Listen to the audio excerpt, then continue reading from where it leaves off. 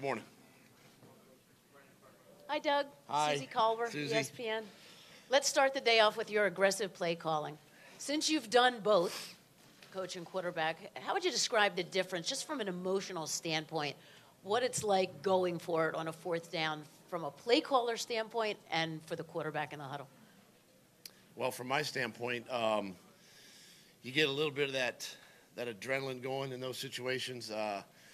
You make sure that you're calling the right play, obviously, to put our team in a good situation on fourth down, and then just my decision, my confidence level is I'm very confident in our guys that we can execute and stay on the field, and then trusting the quarterback, whether we're throwing it, that he's going to make the right decision with the ball and staying on the field. But those can, especially maybe later in the game in the second half, they can definitely be a tense moment in those times. Doug, what do you tell your players as far as just going through the week, trying to maintain a sense of normalcy with their routines and everything like that? How do you help them, and then the advice that you give them as they navigate? Yeah, try to with the way we set the schedule up and just meetings and practice and everything, try to keep them away from as many of the distractions as possible. A lot of people, a lot of things this week they can pull you from just doing your job and preparing for the day. But that's just part of the week. And I think coming into it, even last week, preparing the guys and sort of giving them a glimpse of what this week is all about, can help them sort of put things to the side and just focus on task. Doug, Tom Pelissero, NFL Hey, Tom. Network. You mentioned in the pool report yesterday that the second half of practice after the long halftime was a little sloppy. How did you address that with the players, and what do you hope to see these next few days to let you know that they're ready? Yeah, a couple things from that is, number one, it's been a couple days since we've been on the practice field, so it's typical that you're going to have, not quite as crisp a practice. But, for me, it was just about just going around talking to the leadership of the guys. It wasn't hey, get the team together, get the coaches together, and start, browbeating everybody. I mean, we're so late in the season now that we understand how to practice, but just making sure that we understand the importance of one. That's why I did the break. Was to put us in that situation. Now we understand it, so it's a very teachable moment for our guys, our coaches, and how to prepare for the second half of a football game. Doug, what has Jason Peters meant to the rest of the offensive linemen ever since he went down with the injury? And whenever he does decide to not play anymore, in your opinion, does he have a future in coaching if that's the route he wants to go? Jason, the moment he could get back into the building, he was around the offensive line every single day, and really like all of our injured guys are. And he's been a mentor, obviously, to Big V. He's coached him up, on and off the football field. He's around him now more these past few weeks in practice and obviously out here in the meetings and things like that. But he's just been a great asset to that offensive line as a group, big leader, obviously, of that unit. But, I still think he has a few years left to play before he steps away. As far as coaching goes, I don't know. That's something that I haven't talked to him about it, but maybe he wants to go down that path. I think he could having played the position could be a good coach, if he chooses to do that. Hey Doug, at team meetings, what's the story behind finishing them talking about ice cream? Say that one more. I didn't hear the first part. At the team meetings, what's the story about finishing them talking about ice cream? Talking about ice cream? Ice cream. Oh, I love ice cream. I mean, can't you tell? Can't you tell? No, it's just something I've just kind of came up with, just a saying, just a phrase. We do serve ice creams at our snack night before the game, and I love ice cream. And I don't want to stay in that team meeting too long because it's over there melting. So I throw it out there every week. Nothing really behind it. Hey, Doug. ice cream aside, Thank you. when you took over, you kept several coaches from the Chip Kelly staff. What was that situation like? Did you know these guys at all? Did you have to get to know them before you made that decision? How did that all work? Yeah. Well, the only one that I knew was Deuce because I'd worked with him before and played with him before. The other ones, as I was preparing and putting a staff together and thinking of potential candidates, these guys came highly recommended by other coaches around the league, and so I was excited to get to Philadelphia to talk to these guys, to talk to Jeff Stoutland and Dave Phipp, and Corey Unlin had just been there about a year, and Justin Peele and these guys, and wanted to talk to them and see how and if they could fit into what I was bringing to Philadelphia, and you know, in Phipp's case, and really in Stoutland's case, these were two men that came highly recommended to me. Hey, Doug. You said the other day that your role as a player was to be a career backup. I wonder at what point during your career did you accept that role? And as a coach, how important is it to have players who understand and embrace their roles? Well, I think after the first couple of seasons, you kind of see how your role is going to go in the league. You know, do you want to play? Yeah, you want to play, and you want to be out there on the field. But especially at the quarterback position, you know there's only going to be one guy. And you know, in my case, I understood. I was on, you know, two teams really that, and really the third, but a couple of teams where the starter was already in place, and that was Dan Marino and Brett Favre. And you're not gonna beat those two guys out. So, and then the third one was Philadelphia, where I started, and then Donovan was the guy we drafted and took over. So, once you after a couple of years, you kind of embrace that role, and then you become the the best role player you can, situational player, and it's no different. If you're a core special teams player and you're a backup safety or a backup linebacker, running back, you just understand that role, you embrace it, and then you become a great teammate from there. Doug, I had read that you spent part of the off season after your first season as coach getting more comfortable with data and advanced statistics, and I was wondering what caused that and how did you set about getting more comfortable? Well, I think we have a great analytics staff in Philadelphia, and it's something that I wanted to get more comfortable just understanding the data and what types of data that I could use in helping the team win. I do feel like it can be overwhelming at times, trying to crunch all those numbers, and I want to kind of sift through everything and find the ones that are right for the football team. And so I spent some time in the off season, trying to figure that out and what worked for us and what worked for me, and then embracing that and using it this fall. Doug, Kevin Walsh, NBC 10, Boston. A constant to the Patriots' success, there have been two constants, Bill Belichick and Tom Brady. Can you envision a similar scenario for yourself and Carson Wentz over 18 years with a side of Nick Foles? Gosh, I'd love to.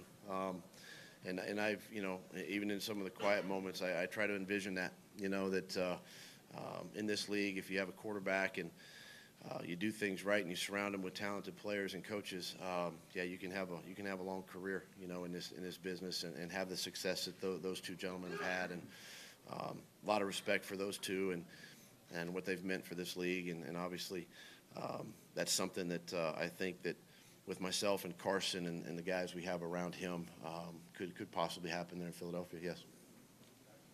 Hey, Doug. What went into the decision to go with no pads this week, and did you notice any drop-off in intensity without them yesterday? No, we had a great week last week, honestly. Back in Philly, had all our prep last week, and this is about just fine-tuning, keeping the guys fresh for Sunday. We had a great practice yesterday. Obviously, from a tempo standpoint, guys were flying around and doing what I've asked them to do this week, and so I just decided to back off this week and keep them as fresh for Sunday.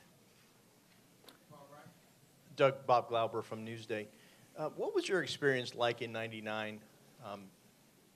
as a quarterback in Philadelphia, playing for a fan base that wasn't quite patient with you, and where do you process that, and where do you put that as you were considering the job? Was there any reluctance on your part to be the head coach in a market like that? Well, going back to '99, that was Coach Reed's first year in Philly, and I just remember that the roster turnover. He'd made a lot of changes that year in the roster. About half of that team was basically gone, and so it was kind of a rebuild. Starting over, and so we were young and brought in a lot of free agents and trying to piece it together on offense. And we had a really good defense. However, those couple years that I was there. And yeah, the fans are passionate. We heard it. I heard it. But it had really no bearing on my decision to come back to Philadelphia. I really love the city and love the fans. I think that's I love it at the Link when they're out there and they're crazy and cheering us on and they're going to let us know one way or the other. Well, if we're doing a good job or not. So, but it had no bearing on the decision to come back. Hey, Coach. Stacey Dales, NFL Network. Could you speak on, you've had a pretty darn good run defense this year. Could you speak on the Patriots running backs and how they utilize them out of the backfield and how that wears down a defense? And then the second part, I suppose we could all learn something about adversity given the way you've handled it this year. Could you speak on that? Sure. With the running back situation that the Patriots have, these guys are dynamic. They're explosive with the ball in their hands. One thing they do a really good job of is just moving them around. I mean, these guys motion out of the backfield and they're running different types of routes out of the backfield, lining up in empty, and just they're quick, explosive guys that you gotta tackle. You gotta get them on the ground.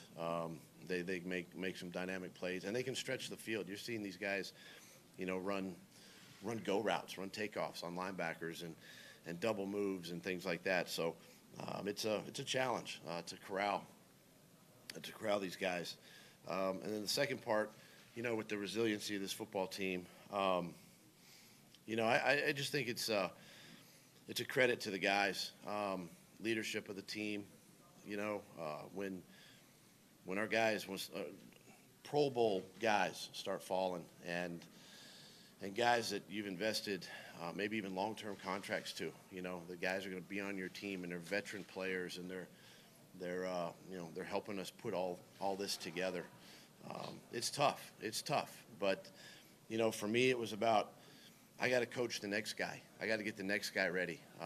We hate that a guy like Jason Peters is not with us, or Darren Sproles, or Maragos, the guys that we talk about all the time, Jordan Hicks, Carson. But tomorrow's coming, and we got to get ready for tomorrow, and we got to get the next player ready to go tomorrow, and the next day, and the next, and that's kind of been our demeanor. That's kind of been my mindset, my message to the team all season. It's been about us, all year, and nothing ever matters. Nothing else matters. Doug, down here. Take us through what's going to be going through your head the night before the game, and where do you want your players' heads at on Saturday night before the biggest game of their lives? Well, for me, hopefully it's like I was going into the Minnesota game. I'm at peace. I can sleep well. I know the team's prepared. We've exhausted everything in practice, study, the film, the whole thing. So at that point, you just, you try to get as much rest as you can the night before, kind of free your mind just a little bit.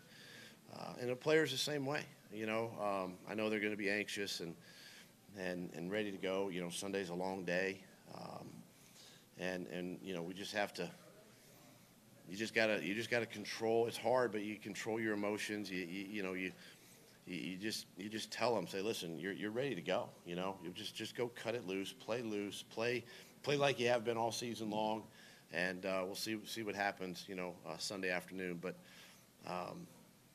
yeah, for me, it's there'll be I think a piece of just understanding that the guys are ready to go and I'm ready to go, and we're just waiting for kickoff. Coach, having played 4 years under Mike Sherman, I was just wondering what kind of influence he had on the coach that you've become today, and just curious to know your reaction when you learned that he was going to be coaching in the CFL with Montreal. Yeah, Mike. I mean, I had a really, when I was a player there in Green Bay, I had a great relationship with Mike, and he was really one of the guys that was instrumental in when I did retire, of just sort of saying, hey, you need to see if coaching is in your future. Meaning you got to understand it. Do you like to teach? Do you like to, teach the X's and O's and be around the guys? And he was very instrumental in sort of shaping my path a little bit. My last year there in Green Bay, and he was a dynamic run game guy. He really prided himself in the run game and some of the things that we did there in Green Bay. And Mike's a guy that he listens to his players. He understands the dynamic of the locker room. I mean, he's going to do great wherever he ends up, obviously, and wish him the best. But yeah, he had a big impact on the path that I chose. Getting into coaching. Two more questions, guys. Good morning, sir. Here, Good morning. Winter Schramm for Sportax from Argentina. This will be the sixth rematch in Super Bowl history, and in 4 of 5 rematches, the first team that won the first Super Bowl won also the second Super Bowl. And also, teams wearing white jerseys have won 12 of the last 13 Super Bowls. We better change jerseys. What do you think about these numbers? Do you believe in them? What can you tell the Eagles fans? Thank you. I mean, if color dictates the outcome of the game, then we're in trouble. Listen. It's an honor to play in this game. Our guys will be prepared, obviously, and it doesn't matter what color we're wearing. They're wearing. We just have to go. Execute and execute the game plan, obviously. And that's why we're practicing this week, and my job is to prepare our football team and get ready for a great opponent on Sunday. Last question. Doug, you mentioned your familiarity with Deuce Staley. You were with him as a player, you were with him as an offensive assistant, and now you're with him as his boss. How have you seen him change or mature as a person and I guess as a coach, since you've been with him twice as a coach? And can you address the job he's done this year, especially with I think he's coached 6 different running backs that have played significant roles in your offense? Yeah, Deuce has done a great job. For me, he definitely kind of like myself. He leans on his experiences as a player to be able to coach and teach, and because he's been there, done that. Out there in the games, and the running back coach position. It just takes a special coach. I don't think that just anybody can do that. You got to have a presence about yourself. You got to have a way about yourself. You got to be able to communicate with different personalities in that room. And in our case, we've got a couple of starters in that room, and he's been able to really shape them and mold them and get them to buy into what we're doing offensively. Their roles, each one has a role, and he does a great job with that. And he knows when to be hard on them. They all take coaching extremely well, and he's been a big asset. He's smart. He understands not only the run fits the lanes, but he also understands protection, and that's something when we had some young guys, and with Corey and Wendell and some of the younger players, and then when Jay comes in and teaching LeGarrette, all of our schemes and stuff, he was able to kind of break it down and dissect it so they could understand it. But yeah, he's been a big asset to that room and to the running backs and to me. Okay, thank you guys.